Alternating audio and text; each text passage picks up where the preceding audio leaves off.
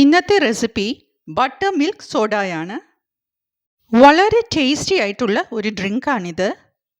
ഇത് കാണുന്നവർ ഒന്ന് ട്രൈ ചെയ്ത് നോക്കണം കേട്ടോ. ഇതുണ്ടാക്കുന്നത് എങ്ങനെയാണെന്ന് പറയാം. ഒരു മിക്സി ജാറിലേക്ക് സ്ലൈസ് ചെയ്ത് ചെറിയ ഉള്ളി ഇട്ട് കൊടുക്കാം. അതിനുശേഷം ചോപ്പ് ചെയ്ത് വെച്ചിട്ടുള്ള ഇഞ്ചി ഇട്ട് കൊടുക്കാം. അടുത്തതായി പച്ചമുളകാണ് ചേർക്കുന്നത്.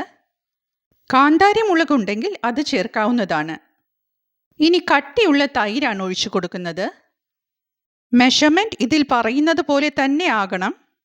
ഇനി ആവശ്യമായ ഉപ്പ് കൂടി ചേർക്കാം. അതിനുശേഷം നല്ലതുപോലെ ഒന്ന് ബ്ലെൻഡ് ചെയ്തെടുക്കണം. എല്ലാം അരഞ്ഞു ചേരണം. ബ്ലെൻഡ് ചെയ്ത് കഴിഞ്ഞാൽ അതിലേക്ക് കറിവേപ്പിലയാണ് ചേർക്കേണ്ടത്. ഒരുപാട് കറിവേപ്പിലയൊന്നും വേണ്ട, വളരെ കുറച്ച് മതി.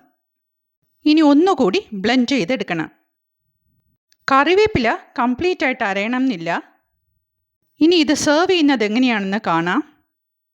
ആദ്യം ബ്ലെൻഡ് ചെയ്ത് വെച്ചിരിക്കുന്ന യോഗർട്ട് 1 കപ്പ് മഗ്ഗിലേക്ക് ഒഴിക്കാം.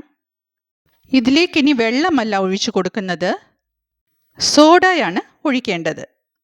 1/2 കപ്പ് സോഡയാണ് അതിലേക്ക് ഒഴിച്ചു കൊടുക്കേണ്ടത്. അതിനുശേഷം എല്ലാം കൂടി ഒന്ന് മിക്സ് ചെയ്തെടുക്കണം. ഇതുണ്ടാക്കി നോക്കി നിങ്ങൾക്ക് ഇഷ്ടമാവുകയാണെങ്കിൽ ഒന്ന് സപ്പോർട്ട് ചെയ്യണം കേട്ടോ. ഇനി ഒരു നുള്ളു മുളക് പൊടി അതിൻ്റെ മേലെ ഇതുപോലെ ഇട്ട് കൊടുക്കണം. വളരെ ടേസ്റ്റി ആയിട്ടുള്ള ഒരു ഡ്രിങ്കാണിത്. ദാഹമുള്ളപ്പോഴും കുടിക്കാം.